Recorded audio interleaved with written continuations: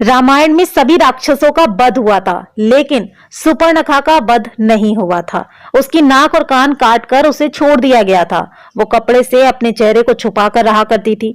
रावण के मर जाने के बाद वो अपने पति के साथ शुक्राचार्य के पास गई और जंगल में उनके आश्रम में रहने लगी। राक्षसों का वंश खत्म ना हो, इसीलिए शुक्राचार्य ने शिव जी की आराधना की। शिव जी ने अपना स्वरूप शिवलिंग शुक्राचार्य को देकर कहा कि जिस दिन कोई वैष्णव इस पर गंगा जल चढ़ा देगा, उस दिन राक्षसों का नाश हो जाएगा। उस आत्मलिंग को शुक्राचार्य ने डर की वजह से वैष्णव मतलब हिंदुओं से दूर रेगिस्तान में स्थापित किया, जो आज अरब में मक्का मदीना में है। सुपर्णखा जो उस समय चेहरा ढककर रहती थी, वो परंपरा उसके बच्चों ने पूरी तरह निभाई। आज भी मुस्लिम औरतें अपना चेहरा ढककर रहती हैं। सुपर्णखा के वंशज आज मुसलमान कहलाते हैं, क्योंकि शुक्राचार्य ने इनको जीवन दान दिया। इसलिए ये शुक्रवार को विशेष महत्व देते हैं। पूरी जानकारी तथ्यों पर आधारित और सत्य है। आगे देखिए दोस्तों, अब जानते हैं कि इस्लाम कैसे पैदा हुआ। असल में दोस्तों, इस्लाम कोई धर्म नहीं है, वो एक मजहबी दिनचर्या है। मजहब का मतलब होता है अपने कबीलों के गिरोह को बढ़ाते चले जाना।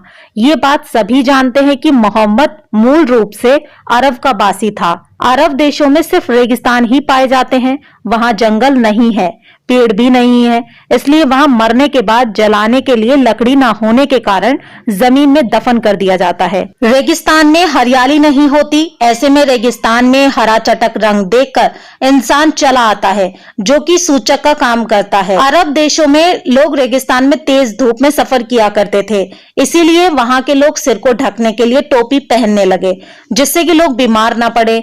अब रेगिस्तान में खेत तो थे नहीं, ना ही फल थे खाने को, तो वहां अनाज नहीं होता था। इसीलिए वहां के लोग जानवरों को काट कर खा जाते थे और अपनी भूख मिटाने के लिए इसे कुर्बानी का नाम दे दिया गया और एक प्रथा बना दी गई, फिर त्योहार बना दिया गया। रेगिस्तान में पानी की बहुत कमी रहती थी, इसीलिए लिंग यानी मूत्र मार्ग साफ करने में पानी बर्बाद ना हो जाए, इसीलिए वहां के लोग यानी इस मजहब के लोग अपना खतना करने लगे। खतना यानी अपने प्राइवेट पार्ट का अगला हिस्सा काटने लगे। सब लोग एक ही कबीले के खानाबदोश होते थे, इसीलिए आपस में भाई बहन ही निकाह कर लेते थे। रेगिस्तान में मूर्ति बनाने के लिए मिट्टी मिलती नहीं थी, जिसके कारण इन्होंने मूर्ति पूजा को अपने कबीले में यानी अपने मजहब में खारिज कर दिया। एक जगह से दूसरी जगह जाना पड़ता था, इसीलिए कम बर्तन भी रखते थे। एक ही थाली में 5 लोग मिलकर खाना खा लिया करते थे। कबीले की अधिक से अधिक संख्या बढ़ाई जा सके, इसीलिए हर एक को 4 बीबी रखने की इजाजत दी गई थी। अब समझे, इस्लाम कोई धर्म नहीं, मात्र एक कबीला है जो सिर्फ जनसंख्या बढ़ाने के लिए बनाया गया है। और इसके नियम असल में इनके सिद्धांत नहीं, इनकी दिनचर्या है। सबसे बड़े लुटेरों को खलीफा और अन्य बहुत सारी उपाधियां दी जाती थी ताकि उनका कबीला बढ़ सके।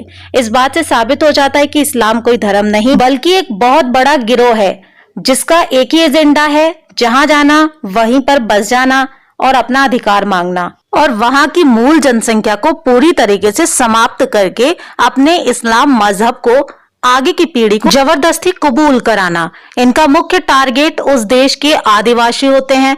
जब तक ये उन आदिवासियों के बीच कम होते हैं, बस तभी तक ये अपनी जनसंख्या बढ़ाते हैं। जब इनकी जनसंख्या उस जगह के मूल निवासियों के 1/3 या बराबर हो जाती है, तब ये धर्म परिवर्तन कराकर रातों रात 2000 से 2 लाख मुस्लिम की योजना पर काम करते हैं। भारत के कुछ गांव, जिले, राज्य इस्लाम की इस योजना में पूरी तरह से शामिल हो भी चुके हैं। तो दोस्तों, ये था इस्लाम के पूर्वजों का इतिहास। इनके पूर्वज कौन थे? इनके पूर्वज ही राक्षस थे। इसीलिए दोस्तों, मुसलमानों से देवताओं और धर्म वाली उम्मीद करना बिल्कुल बेकार है।